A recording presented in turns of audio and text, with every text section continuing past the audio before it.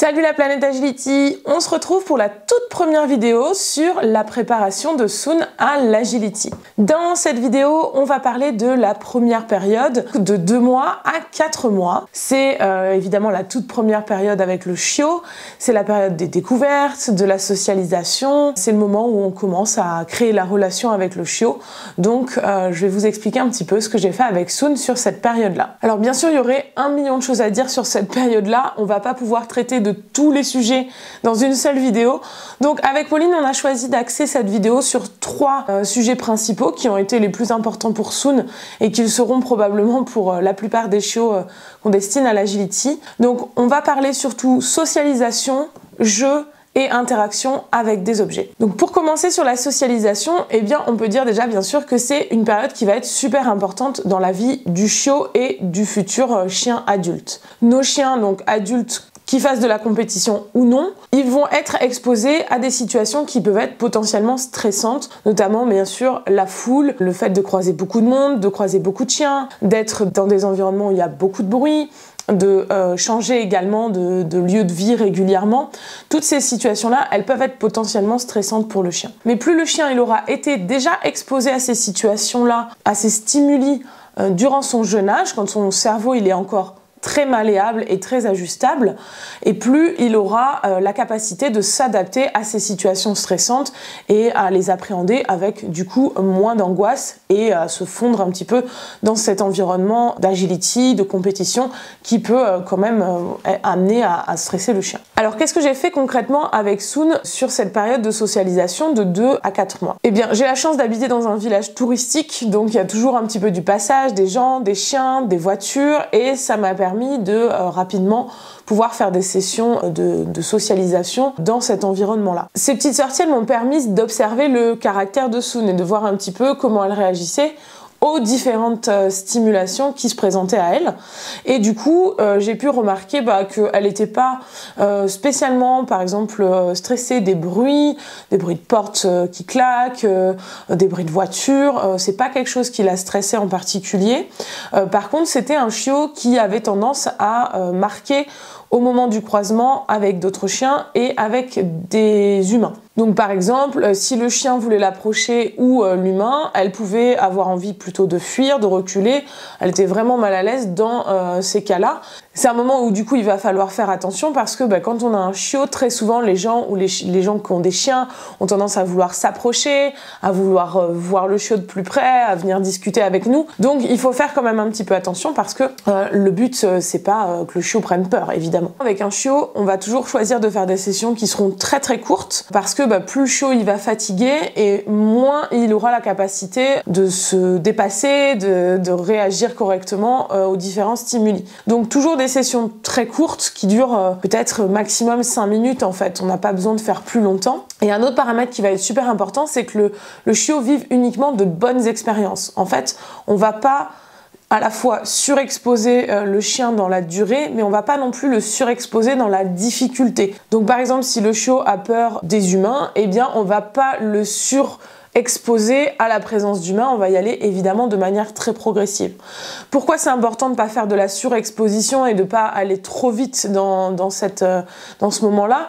C'est parce que l'effet inverse risque de se produire, c'est-à-dire que le chiot n'est pas en capacité pour l'instant d'absorber autant de stimulation, autant de difficultés, et il va à l'inverse de ce qu'on veut, non pas s'adapter, mais avoir peur, vouloir fuir. On va avoir totalement l'effet inverse. Donc dans le cas de Soon, par exemple, qui avait peur des humains, j'ai dû être hyper vigilante au fait que les gens n'essayent pas de trop s'approcher d'elle de façon brusque, essayent de forcément la toucher, veulent vraiment trop rentrer en contact. Ça a été à moi de faire attention à ça pour qu'elle ne soit pas dans la crainte, mais plutôt qu'elle approche très progressivement des gens, qu'elle ce soit elle qui fasse le choix d'aller voir les gens, et progressivement ça s'est très bien amélioré, puisqu'aujourd'hui elle n'a plus tout à fait ce problème-là. Ça reste une chienne qui est sur la réserve, mais elle n'a pas de problème pour approcher les humains qu'elle peut croiser. Un autre point bien sûr qu'on a travaillé sur la socialisation, ça a été la rencontre avec d'autres chiens,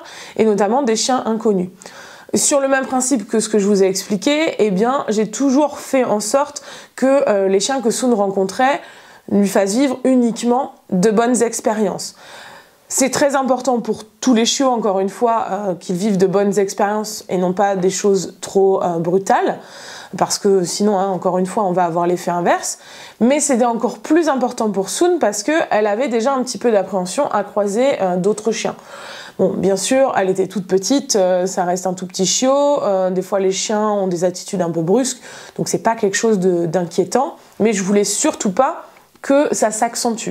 Donc j'ai été hyper exigeante sur les chiens que Soon avait le droit de rencontrer réellement, et j'ai sélectionné des chiens uniquement qui allaient avoir des réactions favorables envers Soon, qui n'allaient pas la poursuivre, qui allaient arriver doucement, qui allaient jouer avec elle, qui n'allaient pas risquer de l'agresser, ou même simplement des fois jouer de manière très brusque en risquant de la bousculer. Donc notamment on peut avoir des risques de blessure, mais aussi que le chien prenne peur, parce qu'au bout d'un moment se faire envoyer valser tous les 2 mètres, c'est pas non plus très agréable.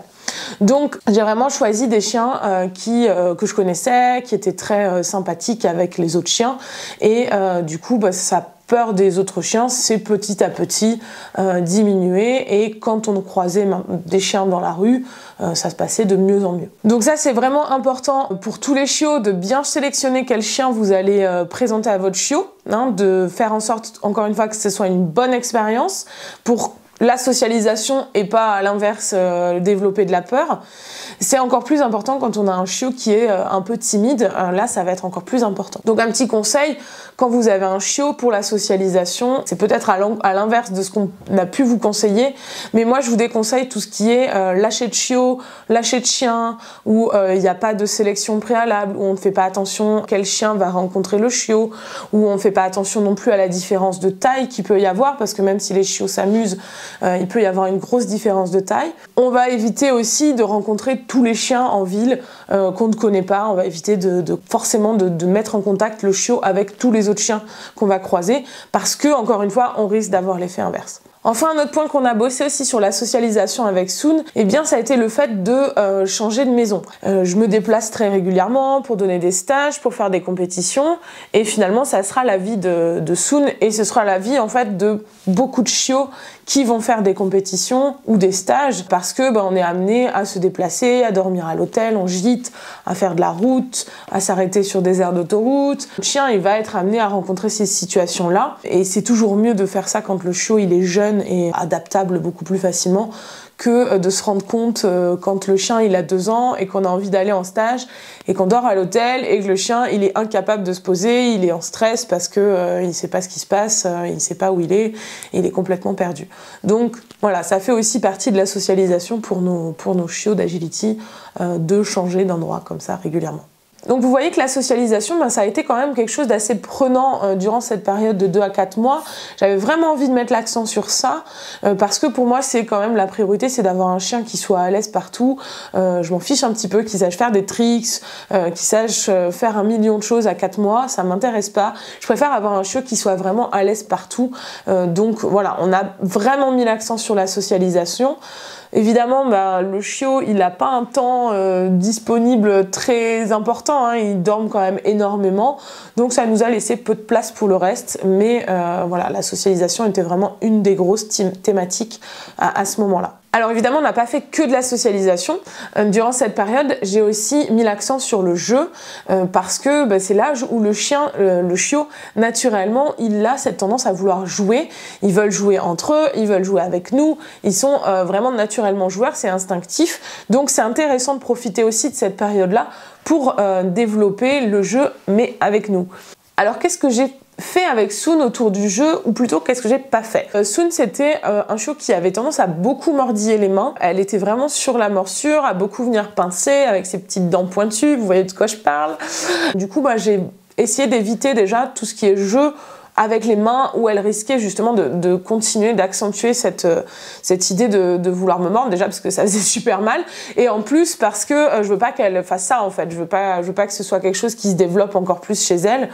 C'est naturel chez les chiots un peu de mordiller, mais si on accentue ça en les incitant, forcément elle allait continuer. Donc j'ai évité tout ce qui était jeu avec les mains. Un autre truc que j'ai évité de faire, c'est tout ce qui est jeu de balle, parce que déjà les chiots ne sont pas forcément capables de bien rattraper la balle, et ils ont tendance à tomber à rouler et ils peuvent du coup se faire mal.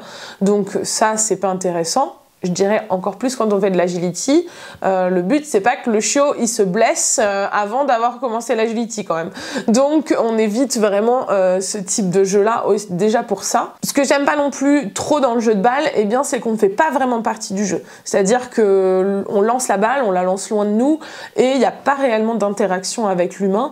Donc c'est pas non plus le but. Le but du jeu justement, c'est qu'il y ait de l'interaction, c'est de connaître le chiot, c'est de jouer ensemble, de faire vraiment partie intégrante et de développer la relation comme ça à travers le jeu. Donc qu'est-ce que j'ai fait du coup? Si j'ai pas fait de jeu de main ni de jeu de balle, j'ai fait ce qu'on appelle du jeu du tug. C'est un jeu où on va présenter au chiot un jouet relativement long ou une peluche que le chiot va tirer d'un côté et nous on va tirer de l'autre côté. Donc c'est vraiment la guerre de celui qui va tirer le plus fort. Bon évidemment avec un chiot on tire pas hyper fort, mais voilà, on a vraiment cette idée de tu tiens d'un côté, je tiens de l'autre et on s'amuse comme ça à se bagarrer autour du jouet. Pourquoi c'est intéressant le jeu du tug? Eh bien parce que là du coup dans le cas de Soon, ça lui permettait de rediriger cette envie de mordiller sur un jouet plutôt que sur mes mains. Ça permet également de créer l'interaction parce que là on est vraiment dedans, on peut jouer avec le chiot, on fait vraiment partie du jeu, donc c'est pour ça que je préfère vraiment le jeu du tug. Un autre point qui va être intéressant avec le tug, eh bien ça va permettre aussi de travailler d'autres choses, c'est-à-dire je vais pouvoir toucher le chiot, le manipuler, le tapoter, faire des mouvements un petit peu brusques, lui montrer que voilà, à travers le jeu, il y a des choses qui peuvent apparaître, on peut le toucher, le manipuler et c'est pas grave, le jeu continue et c'est fun. Donc ça permet aussi voilà, d'avoir cette interaction-là à travers le jeu, de manipulation, de prise éventuellement au collier, de toucher la tête, de le soulever, voilà, toutes ces choses de manipulation qu'on va faire tout en s'amusant et le chiot va s'en rendre compte sans s'en rendre compte et du coup ça permet comme ça de l'habituer amicalement à ce genre de manipulation. Quand on va jouer au tug avec son chiot, eh bien il va y avoir des règles toutes simples à respecter pour pas blesser le chiot. Le but c'est encore une fois qu'il soit entier avant de commencer l'agility et qu'il ait quand même une vie agréable sans blessure. On va toujours faire attention de ne pas secouer le tug. Donc tout ce qui est mouvement comme ça, on évite parce que on va complètement tordre les cervicales du chiot. On peut aussi lui faire mal à la mâchoire, lui décaler la mâchoire. Donc on ne secoue jamais le tug. Jamais on secoue, on va tirer légèrement vers nous, mais on va jamais secouer vraiment pour pas avoir ce mouvement latéral sur la colonne vertébrale, sur les cervicales et sur la mâchoire. Et évidemment, on va pas non plus soulever le chiot. Donc quand il mord, on soulève pas vers le haut, on reste vraiment à hauteur du chiot. Donc quand le chiot il est tout petit, eh bien on va s'accroupir. C'est ce que vous avez vu certainement dans les extraits vidéo. Moi je suis toujours accroupie pour éviter que Soon elle soit en appui sur les pattes arrière, complètement soulevée, tout simplement pour les mêmes raisons que tout à l'heure. On respecte la mâchoire, le dos, la colonne. On veut pas que le chiot il ait des tensions quand on joue. Donc on va se mettre plutôt accroupi et la main qui sera à hauteur de la ligne du dos. Donc si on a un tout petit chiot, eh bien on se met vraiment tout en bas pour éviter de le soulever. Au fil du temps, grâce à la motivation que Soon elle avait pour le jeu du tug, eh bien j'ai pu rajouter des nouveaux comportements dans ma boîte à outils et notamment le fait de rapporter le jouet. Donc par exemple ici, je vais lâcher le jouet et immédiatement inciter Soon à se rapprocher de moi, à donc me rapporter le jouet pour que la partie de tug recommence. En fait, l'objectif c'est de pouvoir utiliser le tug à la fois pour créer une interaction avec le chiot, mais également de tranquillement instaurer la notion que le jeu du tug devient un renforçateur, une récompense. Donc là par exemple, quand Soon me rapporte le jouet, elle est récompensée immédiatement parce qu'on joue au tug.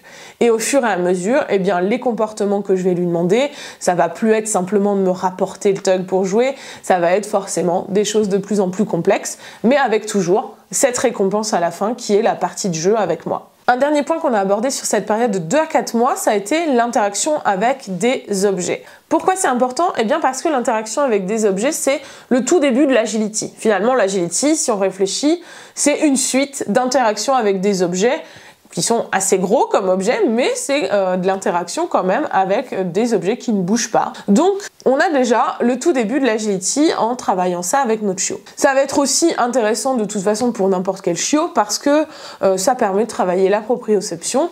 Donc même si votre chiot ne fait pas d'agility, eh bien ce sera toujours intéressant de faire ce type d'exercice pour travailler sa proprioception, le fait de savoir où se trouvent ses pattes, où se trouve son corps, comment se déplacer. Donc c'est toujours intéressant de toute façon, même si on ne fait pas d'agility. C'est aussi intéressant parce que c'est le tout début du travail au shaping, donc c'est le chien qui va proposer de lui-même d'interagir avec cet objet-là. Ça nous permet aussi, nous, de développer notre mécanique de travail avec ce chien-là, ce qu'on vient tout juste de rencontrer, de savoir comment s'adapter, de le découvrir un petit peu dans le premier travail. Et bien sûr, ça développe la confiance en l'humain et sa confiance en lui aussi au chiot. Donc voilà, ça permet vraiment d'avoir un panel de choses intéressantes juste sur un petit exercice qui va être relativement simple. À cet âge-là, bien sûr, entre 2 et 4 mois, on ne demande pas des choses très complexes au chiot. L'idée, c'est de présenter différents objets, de lui proposer de marcher aussi sur différentes surfaces. Voilà, on ne va pas faire quelque chose d'hyper complexe avec un chiot, c'est pas le but. Donc le premier exercice que j'ai travaillé avec Soon, ça a été de poser les pattes avant sur un objet. Donc j'ai choisi évidemment un objet qui était très stable, quelque chose qui ne bougeait pas, qui était adapté à sa taille, à sa hauteur aussi, et voilà, vraiment quelque chose de simple. Et l'idée, c'était vraiment d'obtenir qu'elle vienne poser ses pattes avant sur cet objet. Ici, dans cette session, j'attends que Soon pose ses pattes d'elle-même sur l'objet. Je ne la leurre pas, je ne la force pas, et en fait, c'est elle qui choisit de se rapprocher de moi en montant sur l'objet, et donc je la récompense avec une friandise à chaque fois qu'elle fait quelque chose qui va dans le sens de notre objectif. Donc même si elle avait posé une seule patte, si elle s'était simplement approchée, eh bien je l'aurais récompensée. Donc c'est le tout début du travail au shaping. Un autre exercice qu'on a commencé à aborder, c'est le fait de tourner autour d'un cône.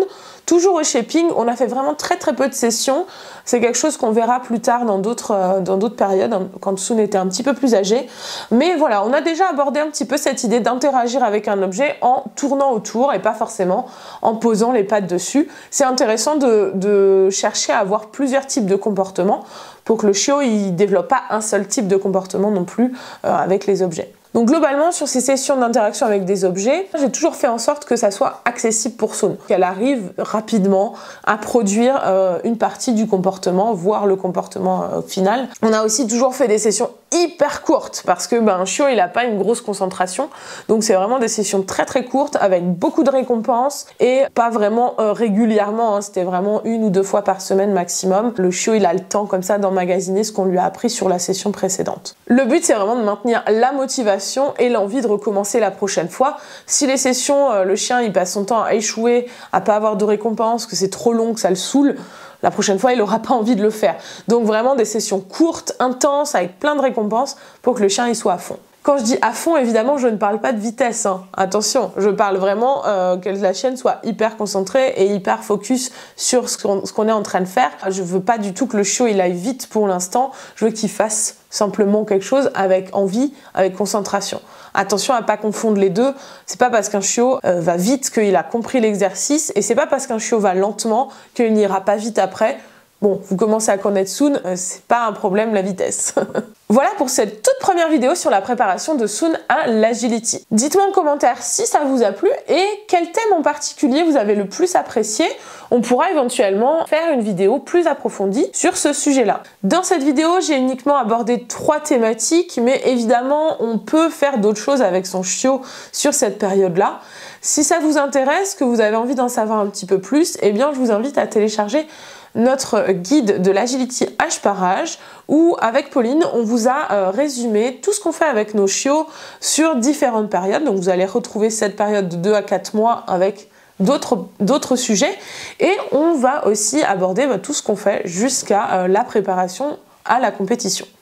Donc si ça vous intéresse, vous avez juste à cliquer sur le lien dans la description, c'est gratuit, vous allez recevoir notre guide de l'agility âge par âge et vous aurez toutes ces informations. On se retrouve la semaine prochaine dans la vidéo suivante où on va parler de la période des 5 à 8 mois et on va commencer un petit peu à parler d'agility un petit peu plus parce que Soon elle avait un petit peu grandi déjà. N'oubliez pas de vous abonner à cette chaîne si vous voulez pas rater la prochaine vidéo. Et puis, je vous dis à très bientôt sur la planète Agility.